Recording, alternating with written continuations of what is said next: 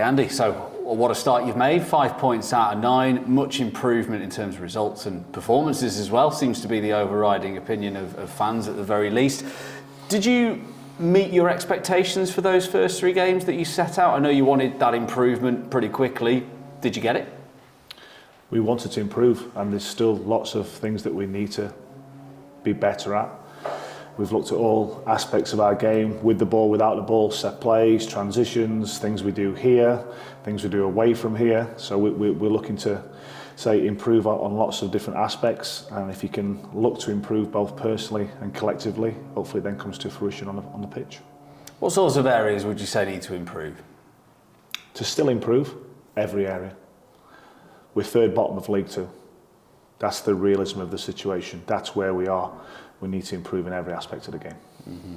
In terms of what you've done since you've come in, I've just had a conversation with Luke, who mentioned about having a conversation about your personal lives, things that are going on. And I know you kind of told us about your recent bereavement as well. How important a role has that been in bringing the group together? And has it been able to sort of bring more out of the players on the pitch as well by sort of tightening their bonds? Hopefully, yeah. I think it's when you're in this environment and probably every other working environment, how well do you know the person? We're in the football industry. We get judged ultimately on a result of football, but what are we as people? What are our own values as people? What is happening in our own lives as people? So it's something we've spoken openly about and had different levels of discussion. Different topics have come out from different people, and hopefully it's provoked conversation amongst the group, a connection where maybe the same thing has happened in 3 or 4 people's lives, so they can have something to discuss away from the pressures of football, because this is a pressurised environment. As I say, we get judged on a Saturday, and if we get the right result, we're all lauded, and if we don't get the right result on a Saturday, we're all the world's worst. So we're trying to find that balance of improvement on the football pitch and the things which would go with it, but also how can we improve collectively as a group off the pitch as well. Do you think there needs to be like this reminder, just by having this conversation, that footballers and football staff are people too, and there are all sorts of things going on in their own lives, and you know they obviously they exist outside of Correct. Whenever they cross that white line. 100%, for that exact reasons, that we all make judgments of each other without sometimes knowing the full context of what is happening in each other's life. So it's not easy. It's not easy, and I said to the staff and the players when I sat in front of them, and I said I find I can sit in front of you now and talk about football all day long, and quite confident in my knowledge about that.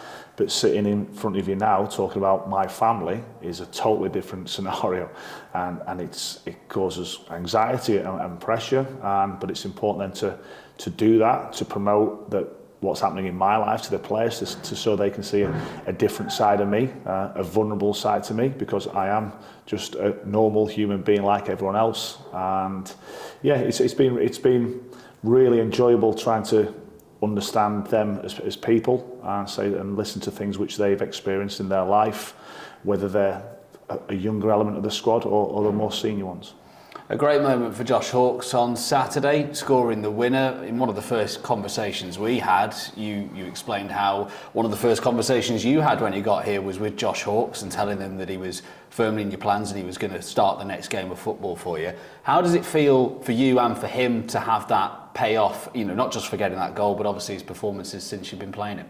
Yeah, it's a reward for Josh, and it's down to Josh that he's picked up the baton, he's taken on the responsibility of what I want from him within the team framework and his role within that, and then it's down to him. So he deserves all the plaudits.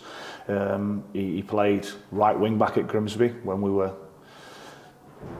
affected by injuries and team selection, a role he won't have played too often, but he did really well that day, and he's obviously playing in a more attacking role when we're at full strength, so to speak. But yeah, it's credit to him. It's credit to him. He should be an example to other players within the squad who maybe not getting the game time they currently want for whatever reason, and mostly down to my decision.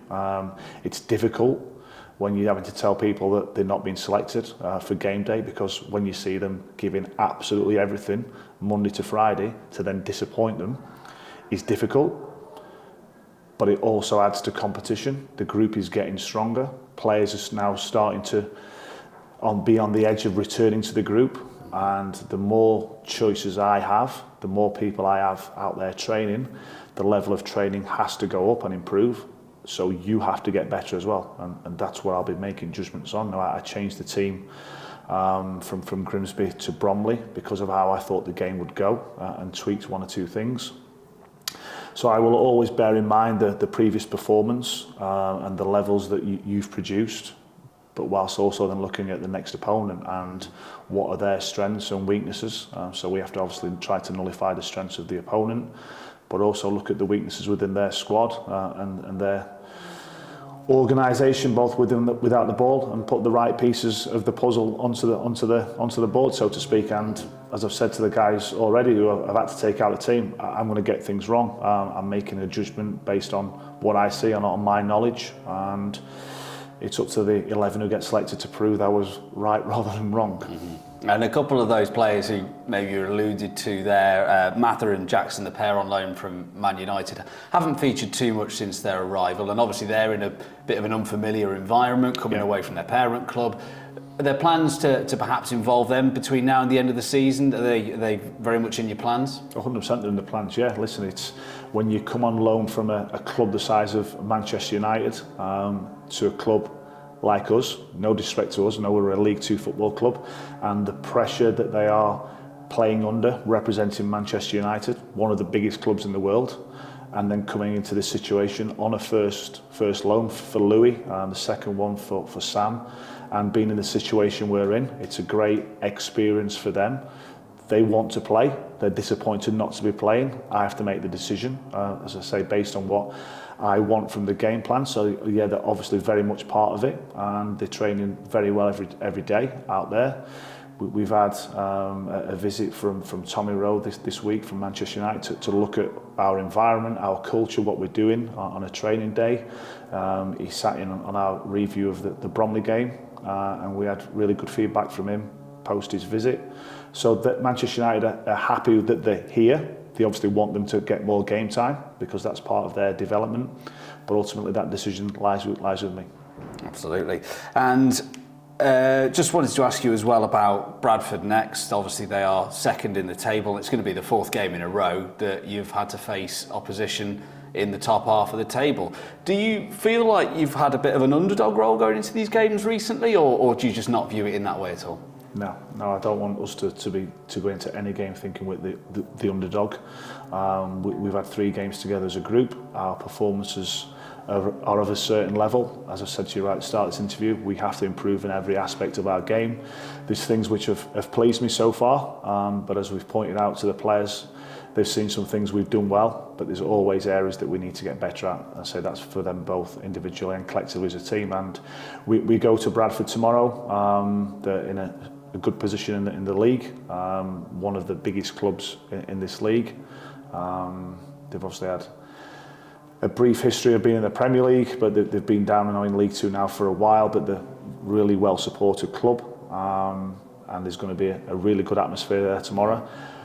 But I know that our supporters will go there tomorrow and make a lot of noise, and they're going to make a lot of noise because they're going to be influenced by what they see on the pitch, which has to be the basics which we spoke about a few weeks ago. We're going to have to go there and run and fight and compete, and if we do that, we'll give ourselves a foothold in the game, and we can then go and try and play our game with the ball because we've got some good players. We've got a lot of good players. Hopefully now they're growing in confidence, and they have to keep improving. Yeah, 10 home wins in a row for Bradford. They did get beaten last weekend when they were away at Gillingham though. Is there anything you can learn from that game that could help you this weekend? If we keep a clean sheet and score 1, we'll win. Listen, as you said, they've been on a good run at home. There's no team infallible in League Two. The results of all the teams at the top of the table indicate that. As I say, they'll be backed by a large crowd. We will try and influence the game as they will, but I want our team to go there confident and full of belief that if we play to the levels which I think we're capable of doing, we're more than capable of going down and winning, and that's our aim. We're going to Bradford to win. And will you have any players back from injury? From last week's squad, no. One or two are now getting really close, and they're in the final stages of doing the rehab on the grass. So certainly by the end of next week, I expect one or two more players to be back in the squad.